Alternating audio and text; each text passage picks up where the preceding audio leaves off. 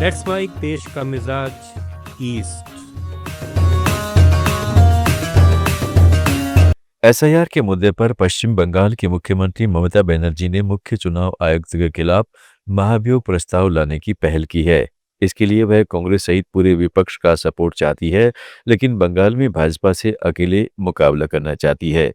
ऐसे में विपक्षी गठबंधन इंडिया ब्लॉक की अहमियत फिर से बढ़ी नजर आ रही है। ममता बनर्जी एसआईआर पर चुनाव आयोग को चौतरफा घेरने की कोशिश कर रही है। सड़क से संसद तक और सुप्रीम कोर्ट में भी अपने मिशन को अंजाम देने के लिए ममता पूरे लाव लश्कर के साथ दिल्ली में डेरा डाले हुए है। बताते हैं कि मुख्य चुनाव आयुक्त के खिलाफ महाभियोग प्रस्ताव लाने के लिए ममता बनर्जी विपक्षी दलों से संपर्क साध रही है। उनकी कोशिश है कि जितना जल्दी हो सके सभी विपक्षी दलों के बीच इस मुद्दे पर आम सहमति बन जाए। इधर कोलकाता में सीपीआई-एम सांसद एवं वकील विकास रंजन भट्टाचार्य ने कहा है कि एसआईआर प्रक्रिया और इससे पैदा हुई सारी परेशानी मुख्यमंत्री ममता बनर्जी के उस कुकर्म से उपजी है, जिसमें उन्होंने लोकसभा सदस्य रहते दावा किया था कि पश्चिमी बंगाल घुसपैठियों से भरा हुआ है। लेकिन 2011 में सत्ता में आने के बाद उन्होंने घुसपैठियों की मौजूदगी का पता लगाने के लिए एक भी कदम नहीं उठाया। उन्होंने अपने पूरे राजनीतिक कैरियर में मोदी की तरह ही हथकंडों का सहारा लिया है। भारतीय जनता के हितों की कीमत पर ये हथकंडे अपनाए जा रहे हैं। ममता भी यही कर रही है।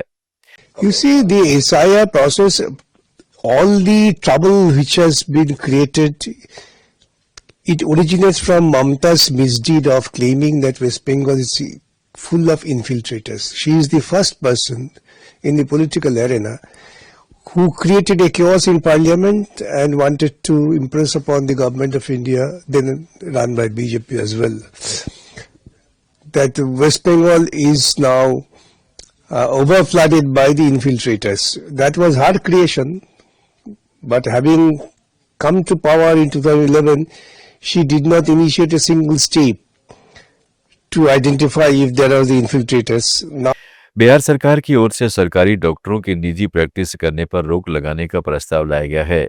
इस प्रस्ताव का बिहार हेल्थ सर्विसेज एसोसिएशन ने कड़ा विरोध किया है।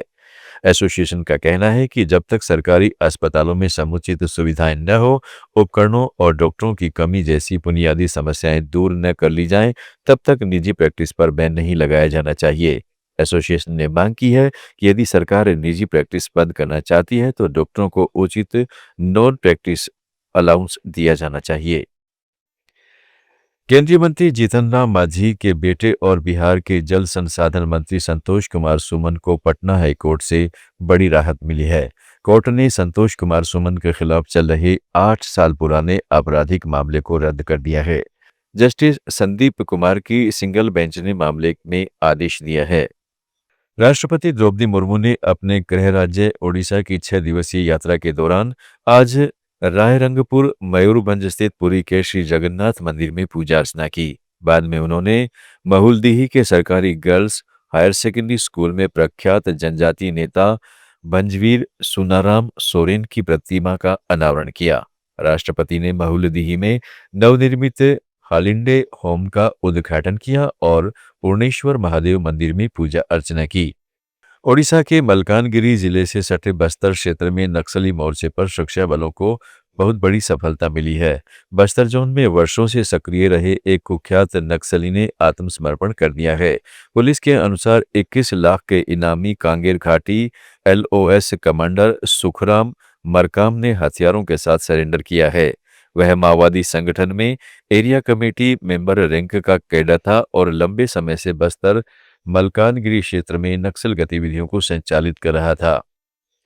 छत्तीसगढ़ के बिलासपुर में एक चौंकाने वाला मामला सामने आया है।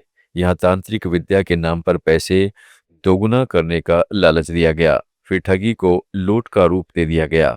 पुलिस के अनुसार कोरबा जिले के तिवरता निवासी विजय कुमार राज ने खुद को तांत्रिक विद्या में माहिर बताकर 4 युवकों को अपने जाल में फंसाया। उसने दावा किया कि वह तंत्र मंत्र के जरिए पैसों को कई गुना बढ़ा सकता है। झांसे में आकर 4 युवकों ने उसे करीब 2.5 लाख रुपए दे दिए। काफी समय बीतने के बाद भी जब पैसा दुगना नहीं हुआ, तब युवकों को ठग का एहसास हुआ। देश का मिजाज में फिलहाल इतना ही। जुड़े रहिएगा लेट्स माइक के साथ।